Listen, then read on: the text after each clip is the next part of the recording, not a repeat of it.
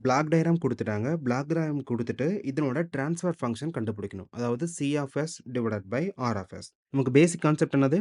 So closed loop gain C of S divided by R of S is equal to நியூமரேட்டர்ல forward path gain value divided by denominator value அப்படிங்கிறப்ப feedback gain. இந்த block டயகிராமுக்கு நமக்கு ஃபீட்பேக்கே கிடையாது. நமக்கு forward பாத் மட்டும் தான் இருக்கு. இப்போ ஃபர்ஸ்ட் பாத் அப்படிங்கிறப்ப ஸ்ட்ரெயிட் லைன். இதனோட gain value product of G1 and G2. இங்க நமக்கு 2மே பாசிட்டிவ் தான். அப்ப ஃபைனல் ரிசல்ட்டும் பாசிட்டிவ் தான். இப்ப numerator portion G1 into G2.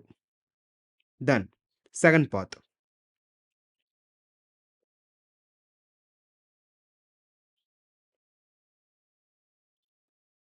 இப்ப இந்த பாத்ல நமக்கு என்னென்ன பிளாக்ஸ் இருக்கு? வெறும் G2 மட்டும் தான் இருக்கு. அப்ப பிளஸ் G2.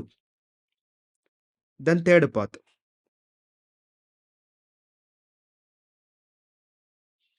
நமக்கு இந்த பாத்ல எந்த ஒரு பிளாக்குமே கிடையாது. ஸோ ரிசல்ட் வந்து ஜஸ்ட் 1 மட்டும் தான். Divided by 1. நமக்கு ஃபீட்பேக்கே கிடையாது. அப்ப ஜஸ்ட் 1 மட்டும் தான். அப்ப ஆக்சுவல் ஆன்சர் என்னது? So C of S divided by R of S is equal two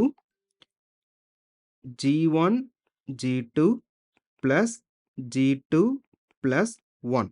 இதுதான் ஃபைனல் ஆன்சர். Thank you.